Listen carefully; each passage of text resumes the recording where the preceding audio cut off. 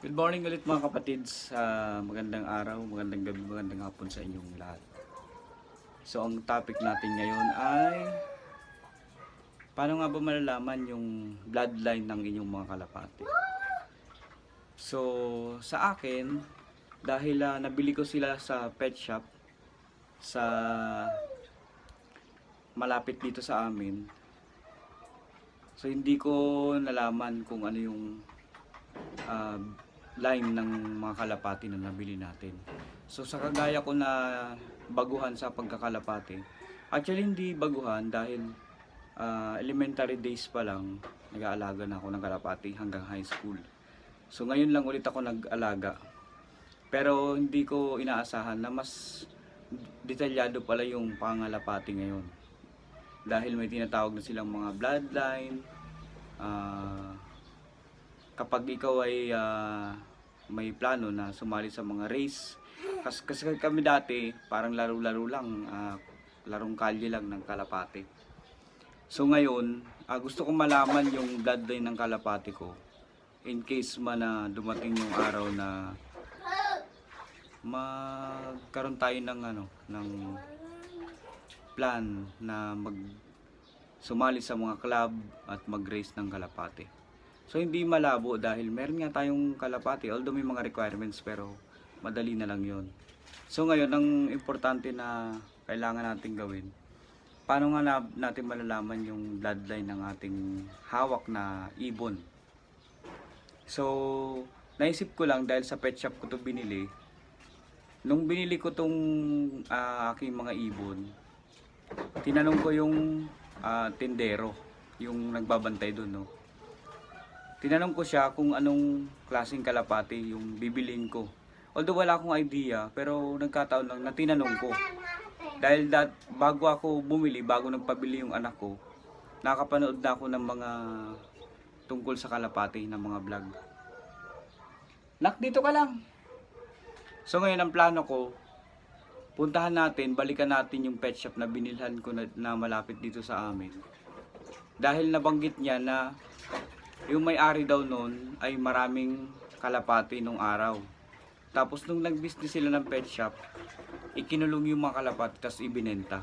Ngayon, ang gusto nating malaman kung anong klaseng kalapati yung nabili natin sa kanila.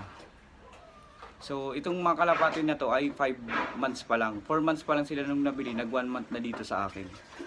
So ngayon, balikan natin yung pet shop na binilhan natin para matanong natin dun sa bantay kung anong klaseng kalapati ba yung mga inaalagaan nung amo niya noong araw. Kasi nung araw daw marami daw talaga na kalapati na alaga. So kung sakali makuha natin yung details nitong bloodline nitong ating nabiling kalapati sa kanila, ano man yung maging result, syempre tuloy pa rin yung pag-aalaga natin dahil ito na yung hiling natin mula bata pa. So ngayon, kung mayroong magandang linyada yung ating ibon na nabili, malaki yung chance na soon makasali tayo sa race, no? Kung hindi man, di maghanap tayo ng mga kalapati na kahit paano mayroong linyada o may history na mga panalo sa karera. Dahil hindi ko rin alam kung sasali ako, mas maganda rin na alam natin yung papasukin natin. Kaya nga nang sabi ko, matagal na din ako nag-aalaga. Ngayon lang ulit ako bumalik dahil nagpabili yung anak ko ng kalapati. So parang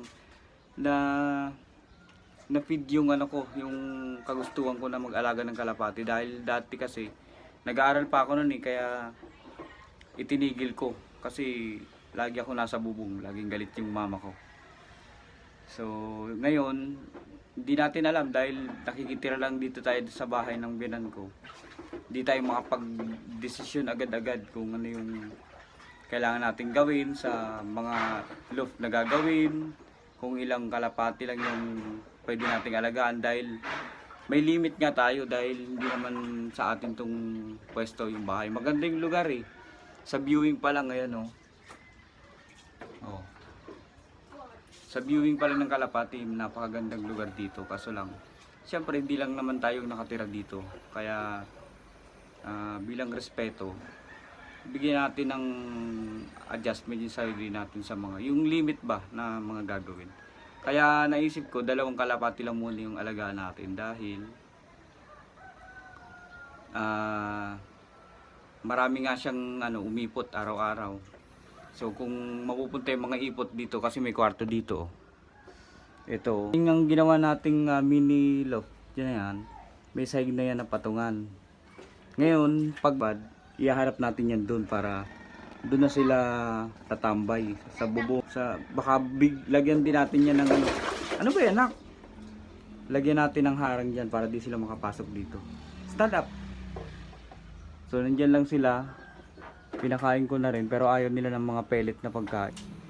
So yun lang, update ko na lang kayo sa susunod na video kung matatanong natin yung bantay dun sa